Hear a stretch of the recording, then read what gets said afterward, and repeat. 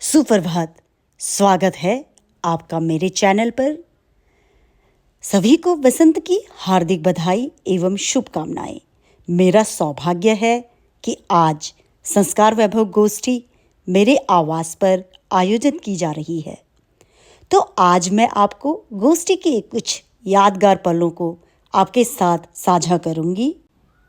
अभी सुबह के 10 बजे हैं और मेरी सारी तैयारी हो चुकी है।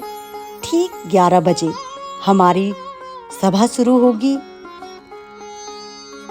माँ सरस्वती जी के सम्मुख दीप प्रज्वलन के उपरांत सरस्वती वंदना से कार्यक्रम का शुभारंभ होता है।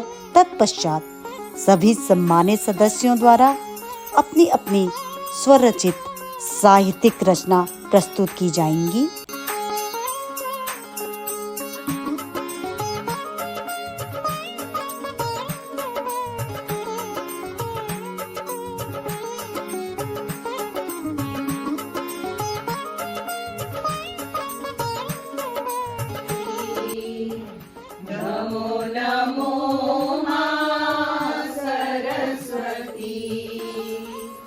अज्ञान तिमिर हरना, नमो मां सरस्वती। विमल वाणी कर उद्घोष, जन को चेतन करना,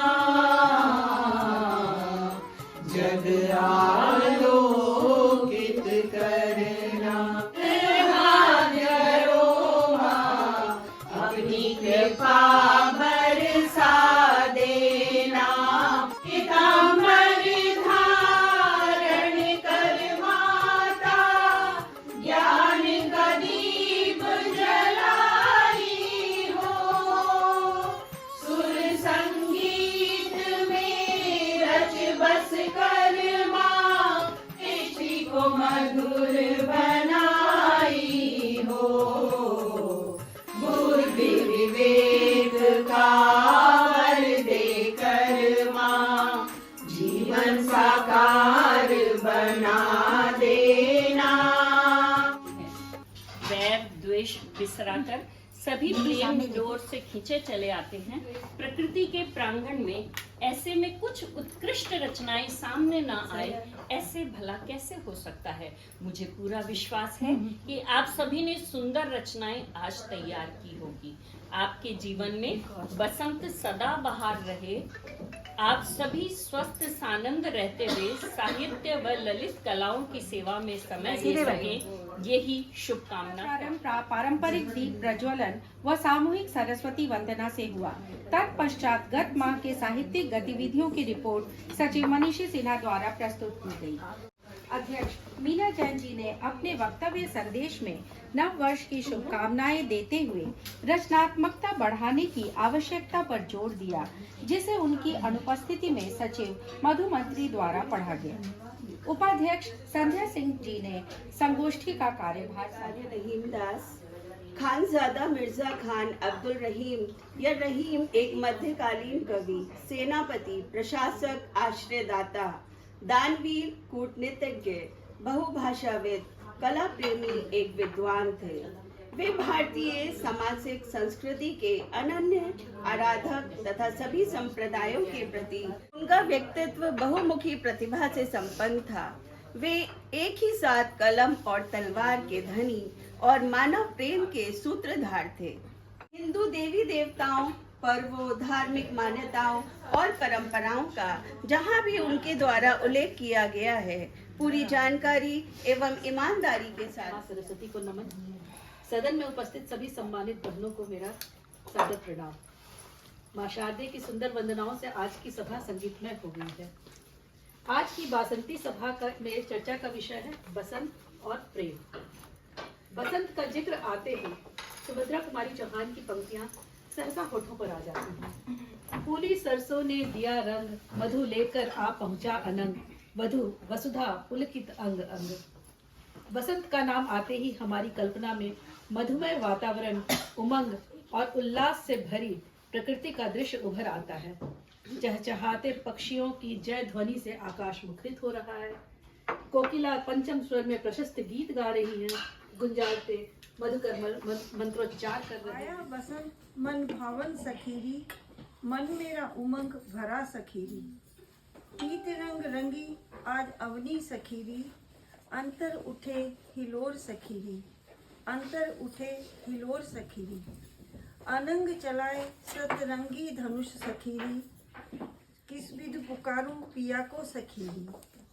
अंगना मेरी सास विराजे, अंगना मेरी सास विराजे, ऊंची अटरिया ननंदी आए जाए सखीरी।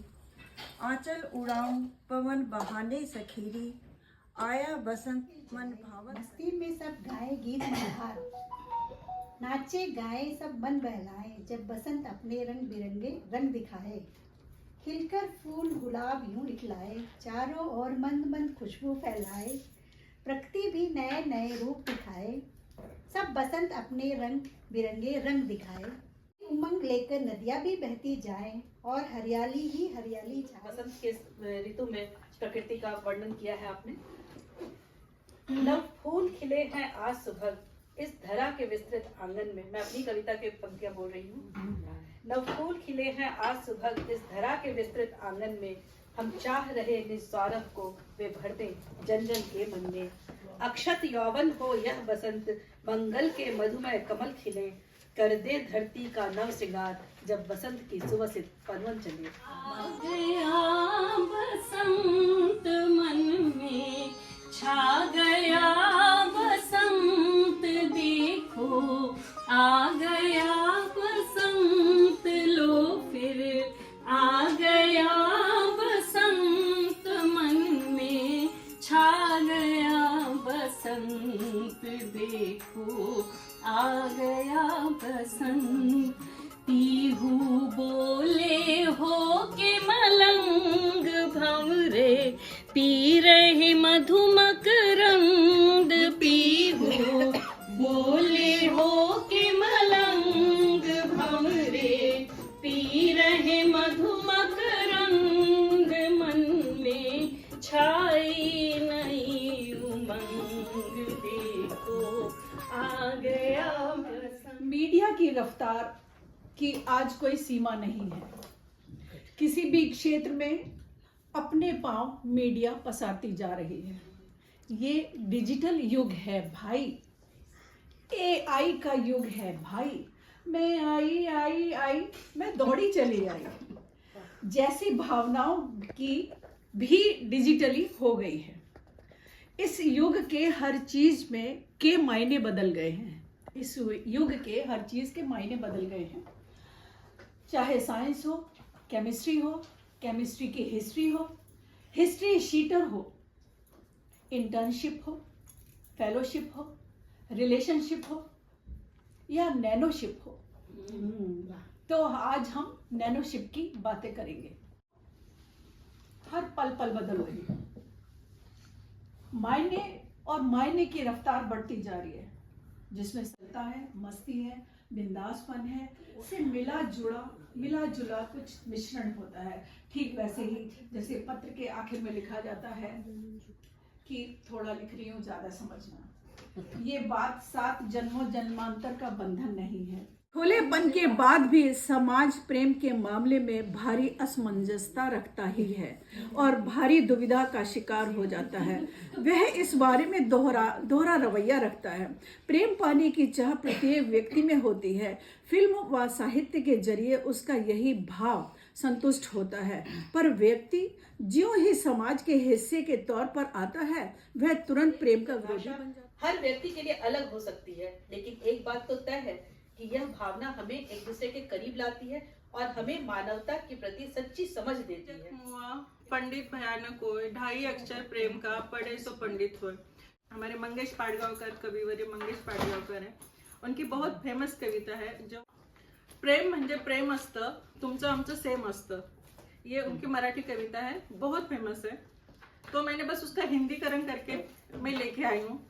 प्रेम ही प्रेम है, प्रेम ही प्रेम है, आपका और हमारा सेम टू सेम है। प्रेम ही प्रेम है, प्रेम ही प्रेम है, आपका और हमारा सेम टू सेम है। आप क्या सोच रहे हो? दृष्टि से ये पंक्तियां गलत है। ऐसा है तो सोचते रहो, ऐसा है तो सोचते रहो। फिर भी प्रेम है, प्रेम ही प्रेम है, प्रेम ही प्रेम है। आपका और हमारा सेम टू सेम है। हर कोई प्यार कर सकता है। हाँ जी, हर कोई प्यार कर सकता है। मराठी में इश्क बोलकर, उर्दू में इश्क बोलकर, और जिनको व्याकरण नहीं आता है वो भी प्यार कर सकता है। परिवार है सुख का सागर, जहाँ प्रेम का बहता धार, संग उनके हर दुख हारे, हर पल सुखद स्वप्न साकार। मीनल अभी खाना लेकर खाने ही बैठी थी कि पड़ोसन दौड़ती हुई आई और बताया कि वो मंदिर से ही आ रही है और वहाँ पता चला कि महंत जी ने देह त्याग दिया है। मीनल मानो जड़ हो गई। उसकी समझ में नहीं आया कि मांग में लगे सिंदूर को पोंछ दे या रहने दे। उसको याद आने लगा अपना भूत। मीनल के पैदा होते ही माँ चल बसी थी। कुछ वर्षों बाद पिताजी ने दूसरा विवाह कर लिया। सौतेली माँ ने उसे नौकरानी का ही दर्जा दिया। वो 5-6 साल की उम्र से ही अपने सौतेले भाई बहनों को पालने में लग गई। जब 13-14 वर्ष की हुई तभी माँ पिता ने अपने आप को जिम्मेदारी मुक्त करते हुए उसका प्रेम के वृहद स्वरूप को समझना इतना सरल नहीं है। यह तो उस परमानंद की अनुभूति है जिसे केवल प्रेमी ही अनुभव कर सकता है। प्रेम मानव के हृदय में विराजी वह बासंती छटा है जिसकी अलौकिक सुंदरता अपने प्रेमी के प्रति अनुभव करता है। या कहे प्रेम वह ज्योति है जिसके उज्जवल प्रकाश से प्रकाशित होकर व्यक्ति निश्चल प्रेम के बंधन में बंध जाता है। प्रेम की पराकाष्ठा को नापा नहीं जा सकता। और फिर वियोगशाला 2 कविताओं के माध्यम से प्रस्तुत करते। हर पल मेरे सपनों में सिर्फ तुम ही आती जाती हो। हर पल मेरे सपनों में सिर्फ तुम ही आती जाती हो। सांसों की सुंदर सरगम में तुम ही ताल मिलाती हो। सांसों की सुंदर सरगम में तुम ही ताल मिलाती हो। बेचैन भटकता मैं इत-उत, खोया खोया सा रहता हूँ। बेचैन भटकता मैं इत-उत, खोया खोया सा रहता हूँ।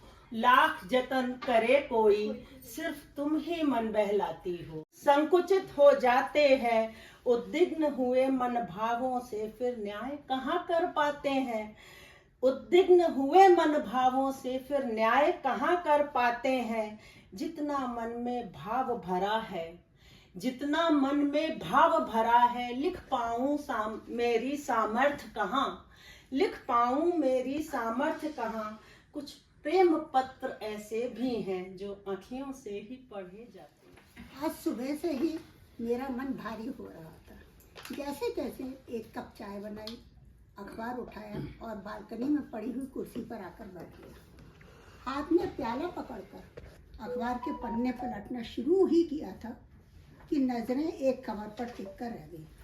खबर थी कि ऑफिस से अपने घर जा रही स्कूटी पर सवार युवती को एक तेज रफ्तार कार ने टक्कर मार दी। घायल अवस्था में उसे हॉस्पिटल में भर्ती कराया गया है।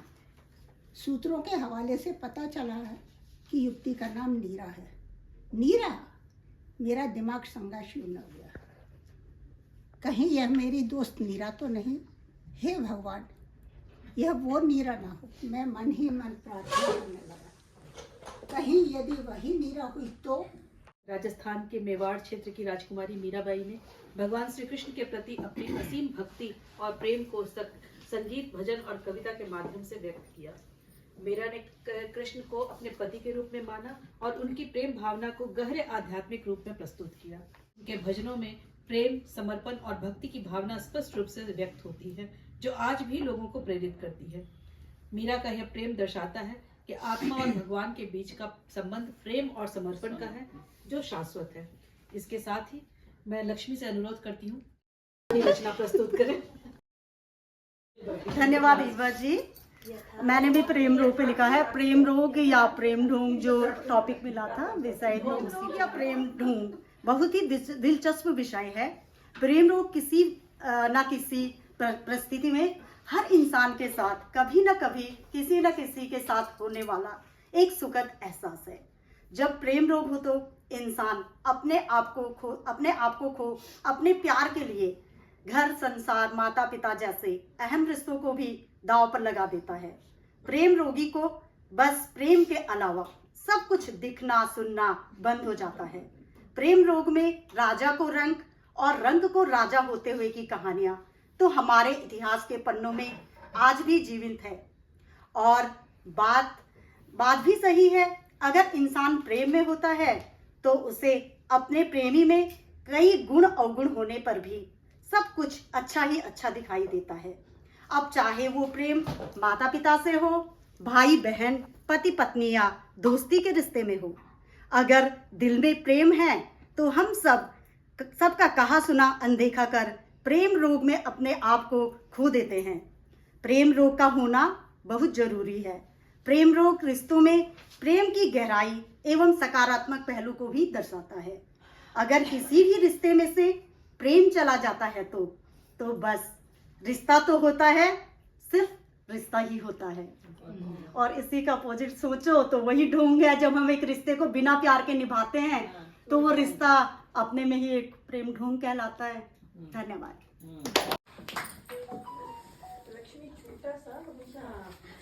गाजर में सागर भरती हैं। सोशल मीडिया और टेक्नोलॉजी के इस युग में रिश्तों की परिभाषा बदलने लगी है। लोगों के पास जुड़ने के अनगिनत साधन हैं, लेकिन गहराई कहीं खो सी गई है। प्रेम में धोखा देना आज के समय का आम चलन बनता जा रहा है। इसकी जड़ें अक्सर आत्म केंद्रित, अधूरी इच्छाओं और कमजोर संवाद में छिपी होती है। कैसे जिक्र करूं किसी से, ये तो प्रेम की बात है। हर दस्तक, हर आहट पर तेरे आने का गुमा होता है। आईने में अपने अक्स में भी तू ही समाया होता है। शायद नए नए प्यार की खुमारी का खुमार है। शायद नए नए प्यार की खुमारी का खुमार है। कैसे जिक्र करूं किसी से, ये तो प्रेम की बात है। मेरी यादों, मेरी फरियादों, मेरे ख्वाबों में तुम हो। मेरी हर खामोशी, गम और खुशी का जवाब तुम हो। शायद ये पहली मोहब्बत का एहसास है। शायद ये पहली मोहब्बत का एहसास है। कैसे जिक्र करूं किसी से, ये तो प्रेम की लिखे जाते थे जज्बात, आज बस संदेशों में खत्म हुई वो बात। क्या ये प्यार है या सिर्फ एक दिखावा? दिलों में सचमुच का प्रेम अब क्या कहाँ आज छिपा की है? पीढ़ी के लिए उनका करियर उनके रिश्तों से ऊपर है? यह प्रश्न विचारणीय है, क्योंकि भारतीय संस्कृति में अपनेपन व रिश्तों को हमेशा ऊंचा स्थान दिया गया है।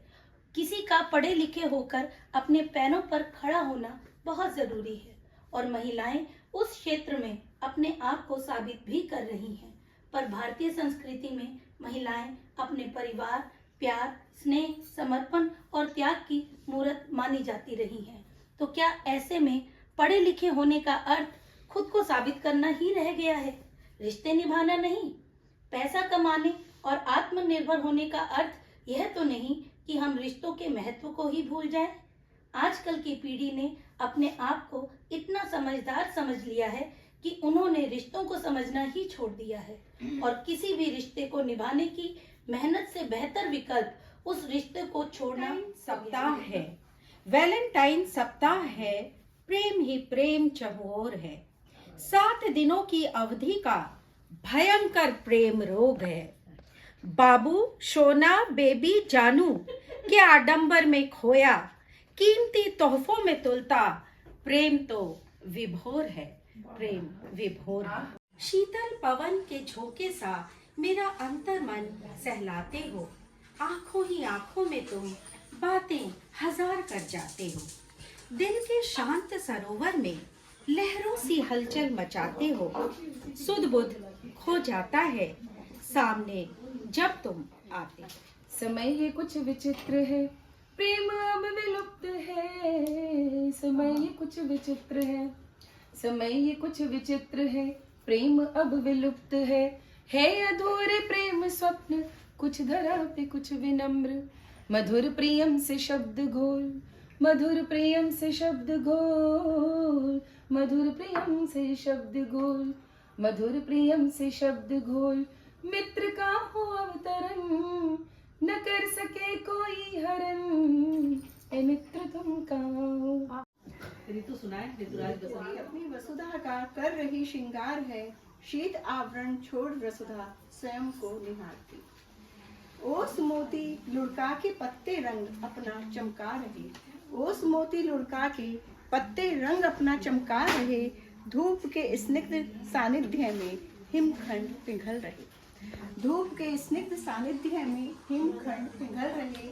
श्वेत पाषाण अब सुनहरे रंग में सज रहे, श्वेत पाषाण अब सुनहरे रंग में सज रहे। शिशिर ऋतु को कर विदा रवि मकर, रवि वह अनुभूति नहीं जो शब्दों में सिमट जाए, प्रेम वह अनुभूति नहीं जो शब्दों में सिमट जाए, न ही वह अभिलाषा जो सांसारिक बंधनों में बंध जाए। यह तो आत्मा की गहराइयों का गीत है जो हर धड़कन में बसा एक अदृश्य सा प्रीत है। इसमें चांदनी सी शीतलता सूरज सा तेज है, इसमें चांदनी सी शीतलता सूरज सा तेज है। दिल की हर भावना का अनमोल संदेश है, स्वार्थ से परे यह तो त्याग का सागर है। हर धड़कन में बसता एक प्यारा सा आदर है। प्रेम है मधुर संगीत सा, प्रेम है मधुर संगीत सा जो दिल के तारों को छेड़ जाए। एक मौन संवाद सा जो बिना शब्द की आया ऋतुराज सखी, आओ री आया बसंत सखी, गाओ री हाथों में मेहंदी रचाओ री आया बसंत सखी, गाओ री आया ऋतुराज सखी, आओ री फूलों की गंध उड़े मन में उमंग जगे, फूलों की गंध उड़े मन में उमंग जगे। प्रीतम को पासी बढ़ाओ री आया मधुमास मधु ढालो री आया बसंत सखी, गाओ री आया ऋतुराज सखी, गाओ री बसंत बहार है रूप का निखार है, बसंत बहार है रूप का निखार है। बाली उमर शर्मायो री या बसंत सखी, गाओ री हरियाला आंचल है मनवा भी चंचल है, हरियाला आंचल है मनवा भी चंचल है। मन की बात कह जाओ री आया बसंत सखी, गाओ री आया ऋतुराज सखी, गाओ री आया बसंत सखी, गाओ री। उसका कोई मोल नहीं है, प्यार तो अनमोल है।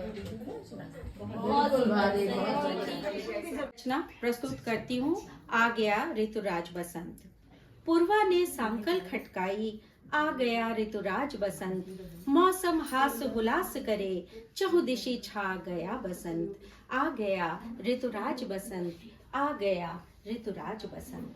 प्रीत के अंकुर फूटे मन में चुहल करे नंदी भौजी। फूलों वाला आंचल लहराए, हवा बड़ी है मन मौजी। चेहरा फूलों सा खिला खिला, सौंदर्य सजाए पर्वराज बसंत। आ गया ऋतुराज बसंत, आ गया ऋतुराज बसंत। दूर हुई शिथिलता जड़ता, जीवन का नव संचार हुआ। पवन बना द्रुत हरकारा, भू नभ तक पत्राचार हुआ। हल्दी रंग पाती लिख भेजी, शगुन लिए आ गया बसंत। आ गया ऋतुराज बसंत, आ गया ऋतुराज बसंत।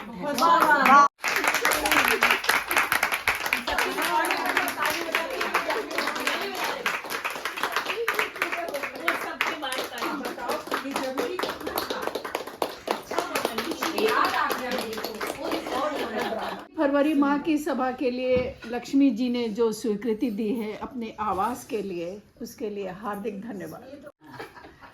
सभी विषयों की रचनाएं एक से एक सुंदर प्रस्तुतियों के लिए बहुत बहुत धन्यवाद।